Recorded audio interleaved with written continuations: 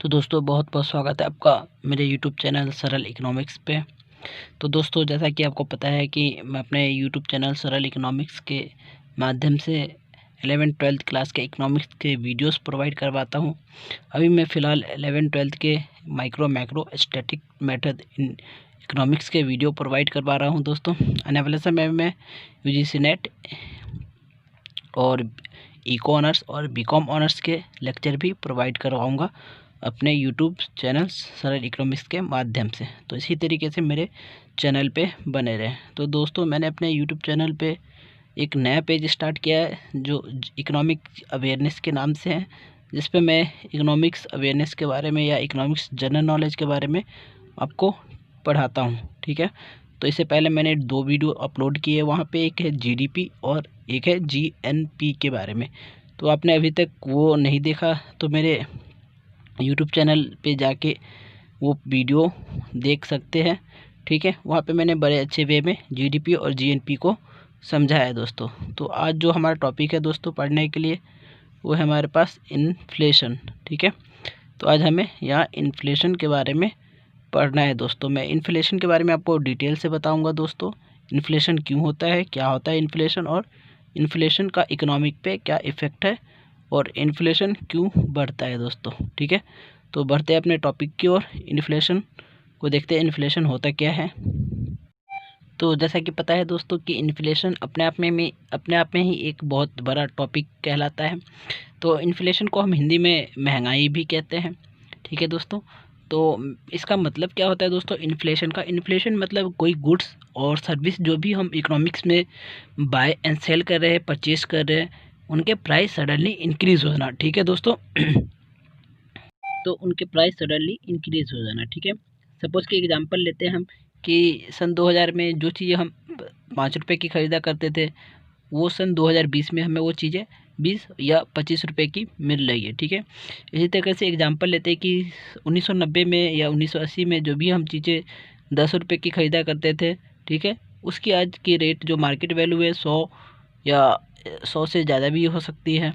ठीक है दोस्तों, तो क्या इतने साल में जो हमारे 20 ईयर के या 40 ईयर के जो गैप है, उस अंतराल में ऐसा क्या हुआ कि जो गुड्स के प्राइजेस बढ़ गए हैं। ठीक है, ऐसा क्या हुआ इकोनॉमिक्स में जो गुड के प्राइजेस कांस्टेंट न रह के बढ़ गए हैं, समय के साथ वो बढ़ते चले गए।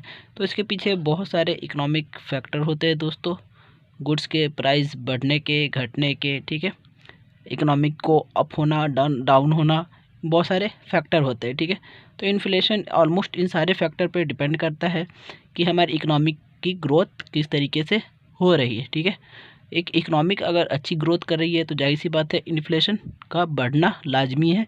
ठीक है, इन्फ्लेशन बढ़ेगा ही बढ़ेगा ऐसे कंडीशन में। ठीक है, इकोनॉमिक अगर अच्छे तरीके से ग्रोथ नहीं कर रही है या इकोनॉमिक अगर वर्स्ट सिचुएशन में है, तो इस तरीके से हमारी क्या एक ग्रोथ पैटर्न रुक जाती है, जिसकी वजह से इन्फ्लेशन कांस्टेंट हो जाता है। भले ही गुड्स और सर्विस के प्राइस ना बढ़े, लेकिन वो एक गुड इंडिकेटर नहीं है इकोनॉमिक को ग्रोथ करवाने के लिए। ठीक है, तो इकोनॉमी में हमें रहना है तो एक ग्रोथ पैटर्न को फॉलो करना होता है। ग्रोथ पैटर्न होगा तो हमारे इकोनॉमिक में क्या होगा, इन्फ्लेशन बढ़ेगा, प्राइस बढ़ेंगे, गुड्स एंड सर्विस के दाम बढ़ जाएंगे। तो इन्फ्लेशन को समझते हैं एक डेफिनेशन के माध्यम से। Inflation is a sustained increase in the price level of goods and service in an economic over a period of time. ठीक है, तो इन्फ्लेशन क्या मतलब दोस्तों, हमारी बेसिकली जो है प्राइस एंड सर्विस के जो सर्विस के क्या रेट बढ़ जाना है। ठीक है, जो भी चीज़ें हम मार्केट में कंज्यूम कर रहे हैं, प्रोड्यूस कर रहे हैं, जो भी हम सर्विस हायर कर रहे हैं या सर्विस सेल कर रहे हैं, उनके क्या दोस्तों प्राइस मार्केट में बढ़ जाना एक पीरियड ऑफ टाइम में। ठीक है, जैसे सन 2000 में जो चीज़ें गुड्स के प्राइस हुआ करते थे वो 2020 में नहीं होंगे, और जो 2010 में जो हम सर्विस परचेज़ किया करते थे वो 2020 में नहीं होंगे, उनके प्राइस क्या बढ़ गए होंगे। ठीक है, 20 साल के अंतराल में। ठीक है, तो when the price level rise each unit of currency buys fewer goods and service. तो प्राइस लेवल बढ़ने से क्या होगा दोस्तों, जो भी हमारे पास करेंसी अवेलेबल है, जो भी मार्केट में करेंसी है, उसकी क्या है दोस्तों वैल्यू करेंसी की कम हो जाएगी, और वो जो 2000 में सन 2000 में जो हम जितने पैसे में एक गुड खरीदते थे, वो 2020 में हम उतने पैसे में वो गुड नहीं खरीद सकते हैं। ठीक है, तो क्या करेंसी क्या फ्यूअर गुड्स परचेज कर पाएंगी जैसे जैसे टाइम बढ़ेगा। ठीक है, तो consequently inflation reflect a reduction in purchasing power per unit of money.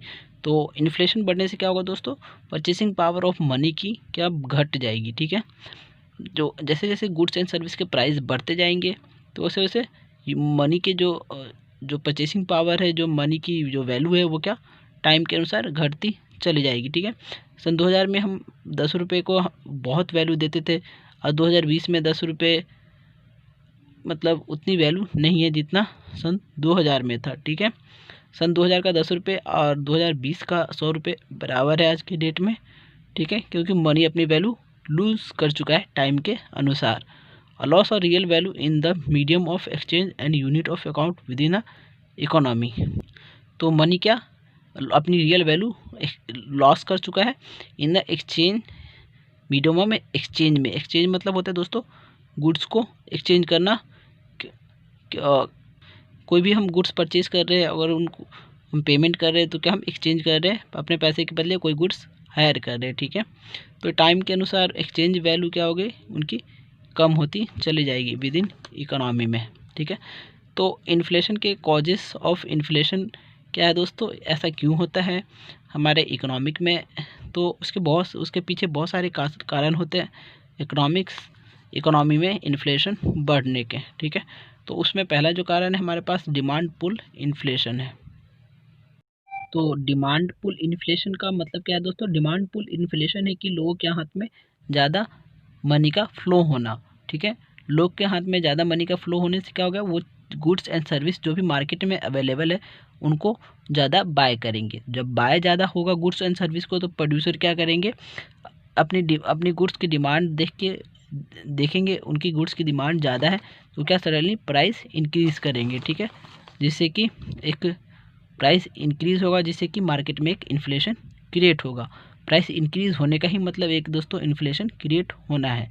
जैसे ही गुड्स एंड सर्विस की डिमांड बढ़ेगी, डिमांड बढ़ने से प्राइस बढ़ेंगे, प्राइस बढ़ने से क्या एक इकोनॉमिक में इन्फ्लेशन बढ़ जाएगा दोस्तों। ठीक है, तो डिमांड पुल इन्फ्लेशन का एक ये भी कारण है कि दोस्तों समय के अनुसार पॉपुलेशन में भी इंक्रीमेंट होना।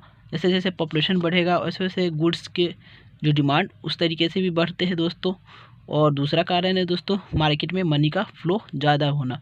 टाइम के अनुसार जो 1950 में हमारी जीडीपी थी वो आज 2020 में उसमें ज़मीनों आसमान का अंतर है। ऐसा क्यों हो रहा है दोस्तों कि 1950 में हमारी जीडीपी थी कम थी और 1920 में हमारी जीडीपी ज़्यादा है। ऐसा इसलिए है कि दोस्तों मार्केट में मनी फ्लो बढ़ गया है, मनी के हिसाब से मार्केट वैल्यू बढ़ी है, मार्केट वैल्यू के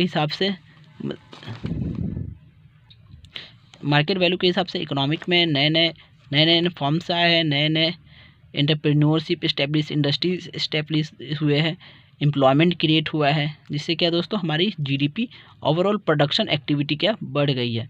प्रोडक्शन एक्टिविटी बढ़ने से हमारी इकोनॉमिक में उतने ही मनी की डिमांड ज़्यादा हो गई है। जैसे जैसे हमारी इकोनॉमिक में प्रोडक्शन एक्टिविटी बढ़ेगी उतने ही मनी की डिमांड बढ़ेगी। ठीक है, इकोनॉमी को बूस्ट करने के लिए हमें मनी का डिमांड बढ़ाना पड़ता है, तभी इकोनॉमिक में एक बूस्टअप मिलता है और इकोनॉमिक में एम्प्लॉयमेंट क्रिएट होता है ज़्यादा। ठीक है, तो इसका डेफिनेशन क्या है कि demand pull inflation occur when the aggregate demand will be increase faster than aggregate supply. तो एग्रीगेट डिमांड क्या है दोस्तों, फास्टर होगा देन एग्रीगेट सप्लाई। तो क्योंकि रिसोर्सेस हमारे पास लिमिटेड है तो इसलिए हमेशा एग्रीगेट डिमांड जो डिमांड है वो लिमिटेड नहीं है किसी भी लोग की, तो डिमांड हमेशा ज़्यादा ही रहेगा सप्लाई से। ठीक है, तो इसका बेनिफिट प्रोड्यूसर को मिलता है, प्रोड्यूसर क्या प्राइस गेन करता है। ठीक है, तो इसलिए मार्केट में एक इन्फ्लेशन क्रिएट होता है। ठीक है, तो if demand exceed supply form will earn profit by increase price. तो प्रोड्यूसर क्या करते हैं, अपने गुड्स की प्राइस बढ़ा देते हैं, जिसकी वजह से एक इकोनॉमिक में इन्फ्लेशन क्रिएट होता है। ऐसे टाइम टू टाइम ऐसे ही डिमांड बढ़ते रहते हैं और ऐसे ही प्राइस बढ़ने की वजह से एक इकोनॉमिक में इन्फ्लेशन की रेट होता है, जिसकी वजह से मनी क्या अपनी परचेसिंग पावर लूज़ कर देता है और मनी की जो वैल्यू है वो घट जाती है दोस्तों। इकोनॉमी में जितना ज़्यादा मनी का फ्लो होगा उतना ही ज़्यादा डिमांड बढ़ेगा, ठीक है। डिमांड बढ़ने से इन्फ्लेशन बढ़ेगा और चीज़ों की जो प्राइस है वो क्या अप होने लग जाएंगे, ठीक है। तो पहला ये कारण है डिमांड पुल इन्फ्लेशन, इसको कहा जाता है। दूसरा है दोस्तों कॉस्ट पुश इन्फ्लेशन। जो कॉस्ट पुश इन्फ्लेशन है उसके पीछे बहुत सारे रीज़न होते हैं, ठीक है। गवर्नमेंट फैक्टर होते हैं और नॉन गवर्नमेंट फैक्टर भी बहुत सारे होते हैं, इंटरनेशनल फैक्टर भी बहुत सारे होते हैं। इंटरनेशनल फैक्टर जैसे कि जो हम ऑयल इंपोर्ट करते हैं, जो जो भी हम डीजल पेट्रोल जो भी पेट्रोलियम प्रोडक्ट इंपोर्ट करते हैं बाहर कंट्री से, तो क्या उनके इंटरनेशनल मार्केट में रेट बढ़ जाना, इससे क्या एक जो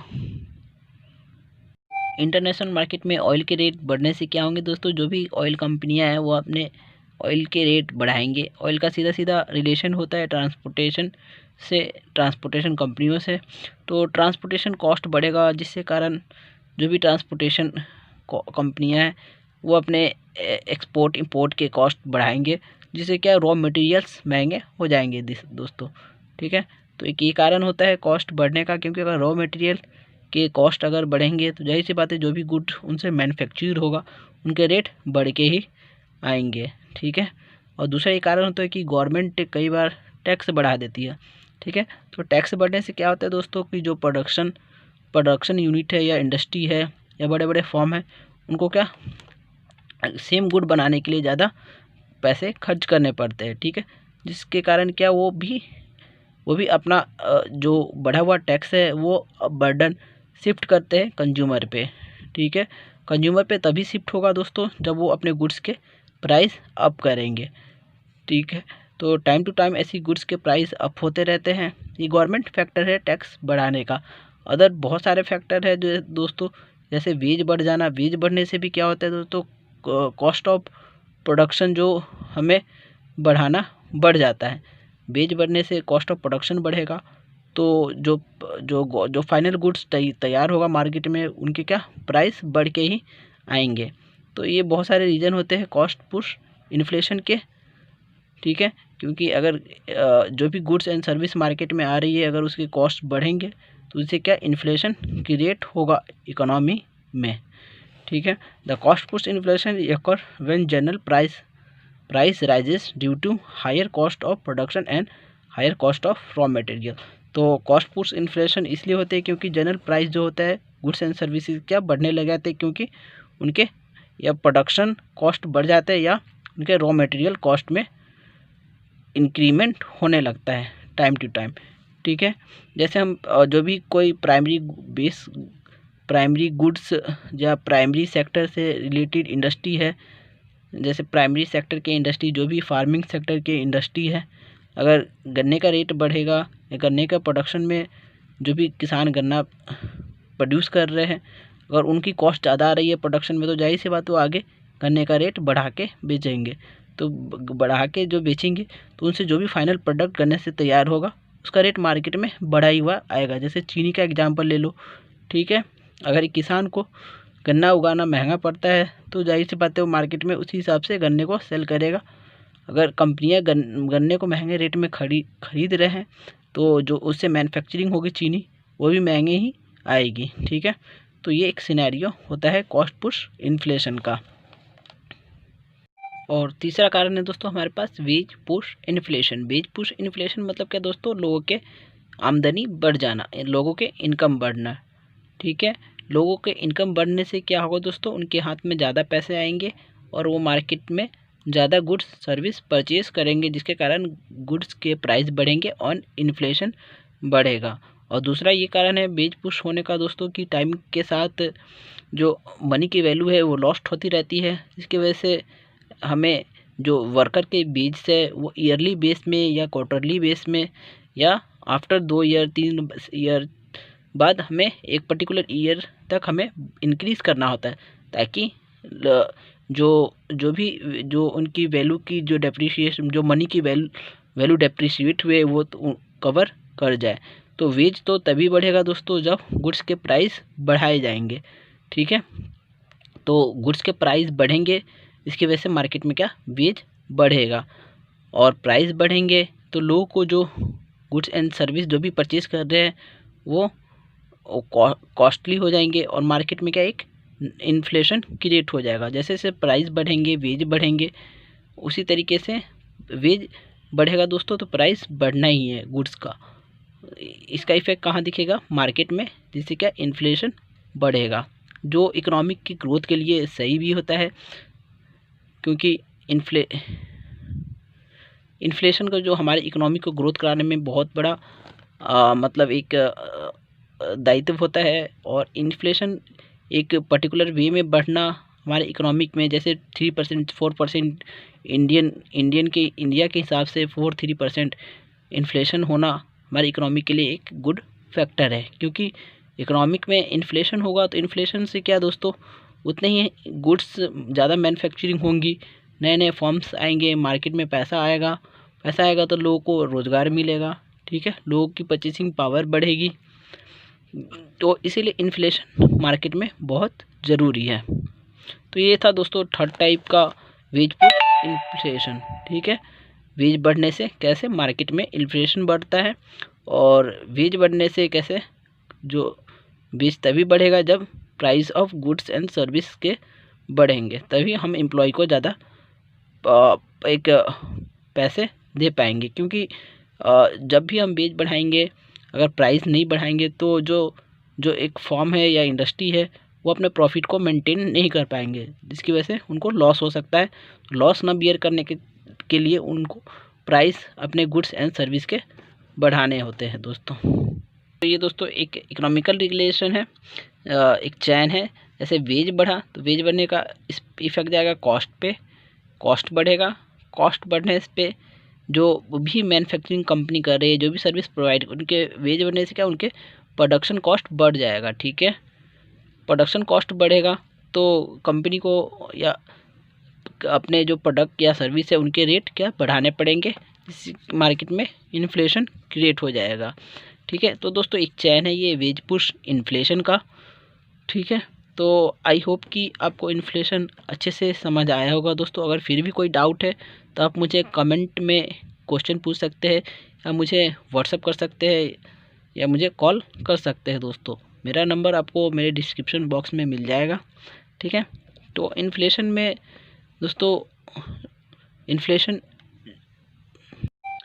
दोस्तों अगर हमें इकोनॉमिक में अगर एम्प्लॉयमेंट बढ़ाना है तो हमें इन्फ्लेशन को एक पर्टिकुलर वे में बढ़ाना होगा, ठीक है दोस्तों। तो ये आज का वीडियो दोस्तों यहीं एंड करते हैं हम, ठीक है।